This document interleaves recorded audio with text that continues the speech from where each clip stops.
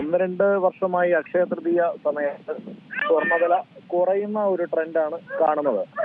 അതുപോലെ തന്നെ ഇപ്പോഴത്തെ ഈ ഒരു സാഹചര്യത്തിൽ ഇപ്പോ യുദ്ധത്തെ സംബന്ധിച്ച് യുദ്ധം ഒരു സമാധാനത്തിലേക്ക് പോവില്ല എന്നുള്ള തരത്തിലാണ് വീണ്ടും റിപ്പോർട്ടുകൾ വരുന്നത്. ഇന്ന് ഇറാൻ പറയുന്നത് അമേരിക്കയുമായിട്ട് ഒരു കരാറിലേക്ക് എത്താനോ അല്ലെ ഒരു സന്ധി സംഭാഷണത്തിനോ ഇതുവരെയും ഇറാൻ സമ്മതിച്ചിട്ടില്ല എന്നുള്ള തരത്തിലാണ് വാർത്തകൾ വരുന്നത്. അപ്പോൾ അങ്ങനെ വരുമ്പോൾ വീണ്ടും ഒരു വില യുദ്ധത്തിലേക്ക് വീണ്ടും പോകുന്ന ഒരു സാഹചര്യം ഉണ്ടായാൽ ക്രൂഡ് ഓയിൽ വില ക്രമാതീതമായി വർദ്ധിക്കുകയും അത് സ്വർണ്ണ വിലയെ താഴേക്കടിക്കുകയും ചെയ്യാനുള്ള സാധ്യതയാണ് കാണുന്നത്. ഈ 1-2 ദിവസമായി ഇന്നലെയും ഇന്നും ഒക്കെ ചെറിയ രീതിയിലുള്ള വർധനവ് സ്വർണത്തിന്റെ വിപണിയിൽ കാണുന്നുമുണ്ട്. അതുകൊണ്ട് കൃത്യമായി നാളെ വില കൂടുമോ കുറയുമോ എന്ന് ഈ സമയത്ത് വരെ പറയാൻ സാധിക്കുന്നില്ല. ഇനി വൈകിട്ട് എന്തെങ്കിലും വിപണിയിൽ ഉണ്ടാകുന്ന ചേഞ്ചുകൾ സ്വർണത്തിന് അനുകൂലമായി വരികയാണെങ്കിൽ അക്ഷയ തൃതീയ ദിനത്തിൽ സ്വർണം വാങ്ങുന്നവരുടെ കൈപൊള്ളുന്ന തരത്തിലേക്ക് സ്വർണ്ണവില ഉയരാനും സാധ്യതയുണ്ട്. നിലവിൽ നമുക്കറിയാം ഈ ഒരു ഏപ്രിൽ മാസത്തിൽ സ്വർണ്ണവില ചെറിയൊരു ചാഞ്ചാട്ടത്തിൽ ഇങ്ങനെ തുടരുകയാണ്. ഒരു 1,10,000, 10,000-നും 1,14,000-നും ഇടയിലൊക്കെയാണ് സ്വർണത്തിന്റെ വില നിൽക്കുന്നത്.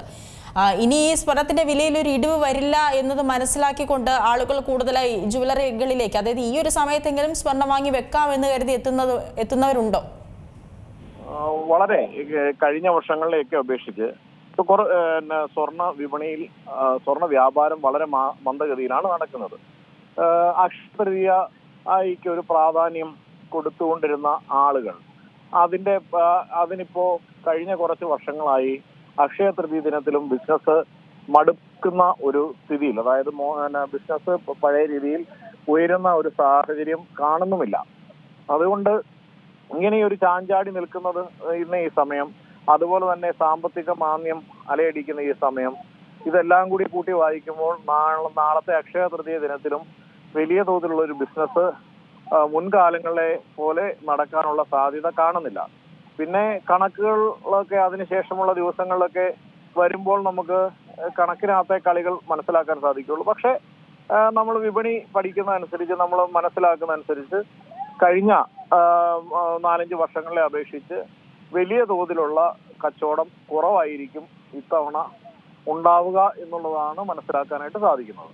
തീർച്ചയായും താങ്കൾ ഈ സൂചിപ്പിച്ചതുപോലെ സാധാരണക്കാർക്ക് ഒരു അരപ്പവൻ പോലും വാങ്ങാൻ കഴിയാത്ത ഒരു രീതിയിലേക്കാണ് സ്വർണത്തിന്റെ വില എത്തി നിൽക്കുന്നത്.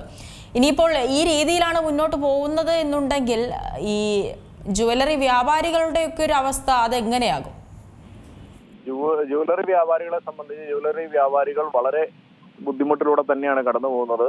കൃത്യമായി സ്വർണം വാങ്ങുന്നതിനോ വിൽക്കുന്നതിനോ ആയിട്ട് ആളുകൾ എത്തുന്നത് വളരെ കുറയുന്ന ഒരു സമയത്തിലൂടെയാണ് കടന്നു പോകുന്നത്.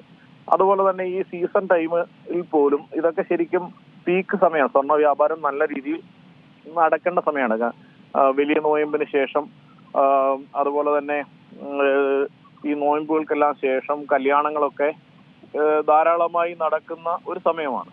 ഈ സമയത്ത് കൂടി കഴിഞ്ഞ വർഷങ്ങളിലൊക്കെ ഉണ്ടായിരുന്ന ബിസിനസിന്റെ പകുതിയിൽ താഴേക്ക് ബിസിനസ് പോവുക എന്ന് പറയുമ്പോൾ ആളുകൾ സ്വർണം വാങ്ങുന്നതിന്റെ അളവ് വലിയ തോതിൽ കുറച്ചു എന്ന് തന്നെ നമ്മൾ മനസ്സിലാക്കണം. അതുപോലെ തന്നെ കയ്യിലുള്ള ആഭരണങ്ങൾ പുതുക്കിയൊക്കെ തന്നെ കൊടുക്കുന്ന രീതിയിലേക്ക് പുതിയ മാറ്റങ്ങൾ ആളുകൾ ഒരുപാട്